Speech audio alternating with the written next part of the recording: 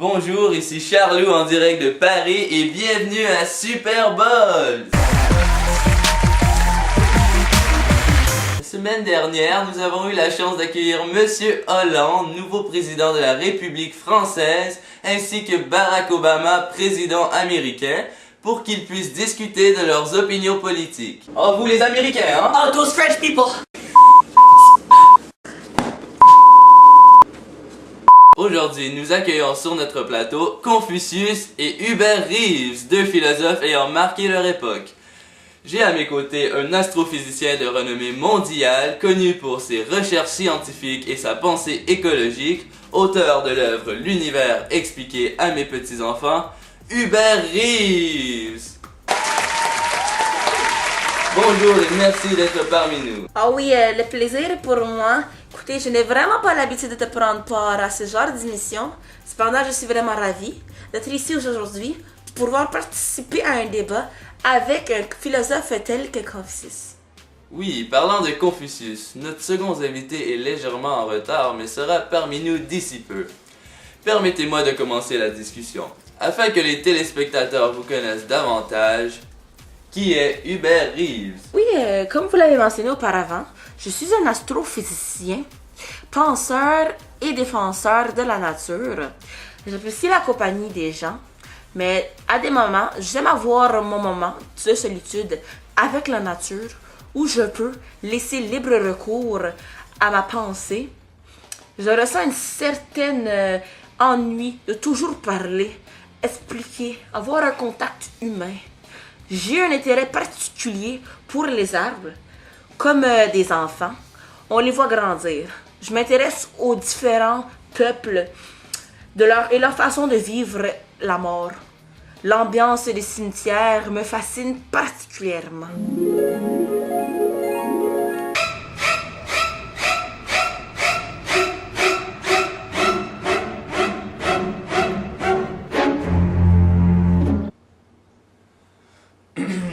Alors, dans votre nouveau livre, vous traitez souvent de votre propre perception de l'origine du monde. Alors, selon vous, d'où vient le monde? Eh bien, l'univers, comme on le connaît, n'a pas toujours existé. La date de naissance de l'univers, en fait, remonte à 13,7 milliards d'années. Avant cela, nous ne savions rien. Nous n'avons aucune théorie, aucune information. D'après la théorie du Big Bang, l'univers est en profond changement et sans cesse en mouvement. Le monde était autrefois un amas de particules extrêmement denses, 1 milliard de fois plus dense que le plomb, surnommé l'atome primitif par Alexander Friedman. Alors que présentement, notre univers est très peu condensé, il y a très peu de matière dans l'espace, il faut savoir que l'univers s'obscurcit et s'organise, se structure avec le temps. Il y a des galaxies, des étoiles, des atomes, les êtres humains. La nature est structurée comme une écriture. Avec des lettres, on forme des mots. À partir de ceux-ci, on crée des phrases que l'on peut organiser pour produire des textes. C'est exactement la même chose qui se produit avec la nature. Ah, intéressant. Pardonnez mon interruption, mais je viens d'apprendre que Confucius vient d'arriver. Oui, souhaitez la bienvenue à Confucius!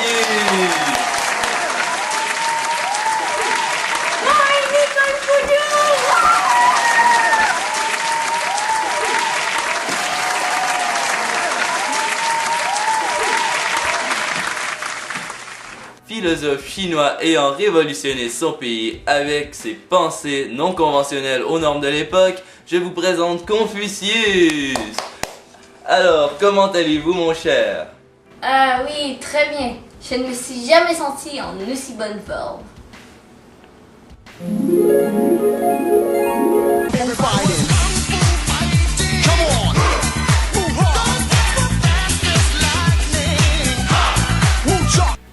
Oui, vous m'avez l'air superbe! Alors, quels sont vos projets ces temps-ci? Oui, j'enseigne actuellement à mes disciples l'importance que l'humanité a dans notre monde, que chaque individu a une tâche à accomplir dans notre société. C'est pourquoi je favorise beaucoup l'éducation. Ah, nous étions justement en train de discuter du monde, plus particulièrement de son origine. Pouvez-vous nous éclairer sur votre point de vue par rapport à la naissance du monde? D'où vient-il? Eh bien, le monde est un ensemble de subordination structurelle à l'image de la nature où la Terre est totalement fixée au ciel. Selon moi, les deux grandes composantes de l'univers sont le ciel et la Terre et ceux-ci entrent en jeu dans l'origine du monde. Je pense aussi qu'un créateur, qu'une divinité, pourrait avoir une influence sur le monde. Ce serait donc Dieu qui dominerait l'univers, qui le gouvernerait. Cependant, je crois que l'humain ne possède pas suffisamment de connaissances, de savoir, pour connaître la véritable création du monde et sa provenance. Les capacités humaines sont simplement trop limitées. C'est tout comme la mort et le paradis, deux facettes de la vie qui vont au-delà de notre compréhension humaine. L'origine du monde ferait donc partie d'une catégorie d'aspects incompréhensibles et inconnus à l'être humain. Je peux donc voir que les points de vue sont très partagés. Monsieur Rive perçoit l'origine du monde d'un côté plutôt scientifique, tandis que Confucius voit cela d'une manière philosophique. Passons maintenant à la pause commerciale. Au retour, nos invités répondront à une nouvelle question fondamentale sur la vie. À bientôt!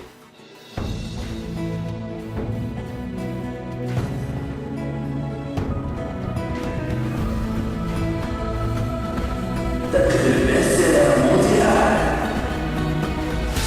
la quête de son destin le changera à tout jamais.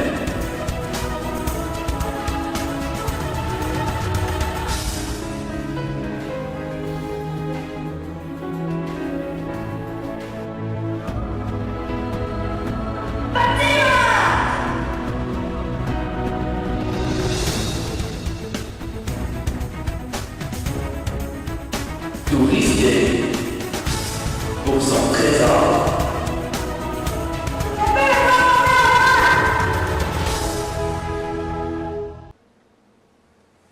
De retour à Super Balls! Nous sommes de nouveau en présence de nos deux invités spéciaux, Confucius et Hubert Reeves. Vous m'avez un petit quelque chose de différent. Vous semblez plus petit. Mais non, je ne sais pas de quoi vous parlez. Les Asiatiques se ressemblent tous, voyons. Ha ha ha. Ah, vous avez tout à fait raison. Nous avons précédemment discuté de la question d'où vient le monde. Maintenant, messieurs, je vous pose la question suivante. Existe-t-il une façon correcte de vivre? Oui, selon moi, nous devrions toujours vivre en étant conscients que l'être humain n'est pas l'espèce élue. Ainsi, vivre de façon raisonnable en pensant au futur. Intéressant point de vue. Vous croyez donc que l'humain n'est pas le centre de l'univers? Oui, c'est bien cela. Nous sommes vraiment une petite partie de ce vaste univers. Quelle serait alors votre conception idéale du savoir-vivre humain? Un concept de développement durable devrait s'installer chez l'être humain. L'homme devrait être vigilant s'il veut continuer à vivre sur Terre. Il doit également faire preuve d'ouverture d'esprit, car nul ne sait ce que nous réserve l'avenir. Quand j'étais plus jeune, par exemple, les athées étaient considérés comme des monstres. Ouah! Un athée! Après avoir discuté avec quelques-uns d'entre eux, j'ai pu réaliser qu'ils avaient une conception différente de la vie. Non que je puisse affirmer qu'il existe un Dieu. Cependant, je crois en effet qu'il existe quelque chose, mais je ne saurais vous dire exactement quoi. Absence de preuve n'est pas preuve d'absence. Donc, je ne peux juger les croyants de croire en Dieu ou les athées de ne pas y croire. Selon moi, il existe définitivement une manière correcte de vivre. Plusieurs individus ne vivent qu'en fonction de leur propre personne et je suis contre cette forme d'individualisme. Pour moi, les gens doivent essayer d'atteindre leur idéal humaniste par leur comportement quotidien dans la société. Chaque membre de la société doit adopter une conduite convenant à sa condition naturelle et son rang social. L'homme doit être bon envers ses semblables et valoriser les relations familiales. La famille a un lien direct avec la nature et l'homme doit respecter cela. Il faut être présent les uns envers les autres car la famille est fondamentale. De plus, je crois que pour bien vivre, il faut vouloir apprendre. L'éducation a une grande importance. C'est pourquoi j'essaie de développer l'esprit critique et la réflexion personnelle chez mes disciples. Je vois, donc selon vous, Monsieur Confucius, l'humanité serait l'importance de la vie, et de ce fait, l'égalité serait une des façons essentielles pour vivre correctement. Monsieur Reeves, quant à vous, vous ne favorisez pas l'homme, qui surestime son importance dans le monde et qui ne prend pas conscience des méfaits qu'il crée. Oui, selon moi, l'important, c'est de vivre avec une conscience, une curiosité d'apprendre, une ouverture d'esprit. Ainsi, l'homme ainsi que l'univers s'épanouiront dans un même sens. L'homme doit connaître son empathie ainsi que son sens du devoir. Bref, ne faites pas aux autres ce que vous ne voulez pas qu'on vous fasse. Ce principe explique parfaitement ma philosophie et l'éthique humaine. Que c'est une bonne morale! C'est donc ce qui conclut notre discussion avec Hubert Reeves et Confucius. Applaudissez chaleureusement nos deux invités! Chichi, chichi. Mais ce n'est pas tout. Sous chacun de vos sièges se retrouve le livre L'univers expliqué à mes petits-enfants d'Hubert Reeves et le livre L'Uniu, les entretiens de Confucius. Ainsi, vous pourrez vous-même faire le suivi des questions fondamentales que nous n'avons malheureusement pas eu la chance d'aborder durant notre émission. Merci d'avoir écouté Super Buzz et à très bientôt! Prochainement dans Super Buzz, nous accueillons Gandhi et Martin Luther King. Dieu nous a tous créés égaux. L'égalité devrait être le sens de la vie. Œil pour œil, dent pour dent.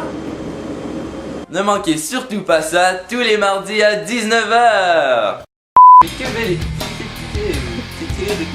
Un concept de développement. Ah là là là.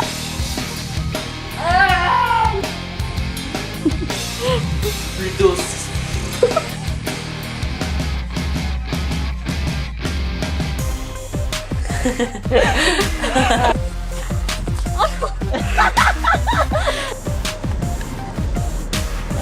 Monsieur Reeves, on va filmer la prochaine.